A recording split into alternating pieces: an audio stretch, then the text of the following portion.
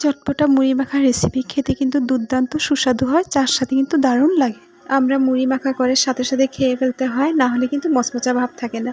কিন্তু এই মুড়ি ভাজা রেসিপিটা কিন্তু অনেক দিন ধরে কন্টেনারে সংরক্ষণ করে খাওয়া যায়। এই মুড়ি ভাজাটা কিন্তু খুব কম সময়ে হয়ে যায়, এমনি ছোট বড় আমরা সবাই পছন্দ করি খেতে।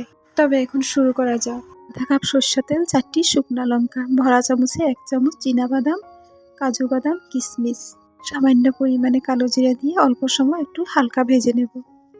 এখন দিয়ে দিচ্ছি হাফ টিস্পুন জিরা, ধনিয়া, শুকনা লঙ্কার গুঁড়া, কিঞ্চিত পরিমাণে কালো জিরার গুঁড়া এবং হলুদ।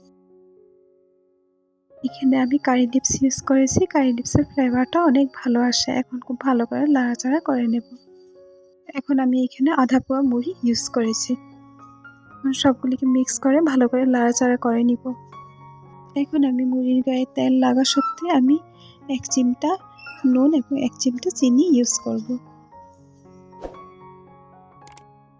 আমি মুড়িতে ইউজ করব 1 বাটি মিষ্টি চানাচুর, ভুজিয়া এবং নমকিন চানাচুর। চানাচুরের সংখ্যাটা কিন্তু বেশি দেওয়া যাবে না, মুড়ি কম চানাচুর বেশি, তবে কিন্তু ভালো লাগবে না খেতে। এখন আমি সবগুলিকে একসাথে মিক্স করে নেব।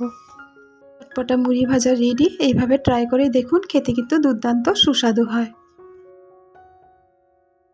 কখনো না বিস্কুট দিয়ে খেতে চা ইচ্ছে হয় না, কিছু একটা চটপটা দিয়ে চা খেতে ইচ্ছা হয়, তখন এইভাবে মুড়ি ভাজাটা করে কন্টেনারে অনেক দিন ধরে সংরক্ষণ করে রেখে চার সাথে খেতে পারবেন, খুব ভালো লাগে খেতে।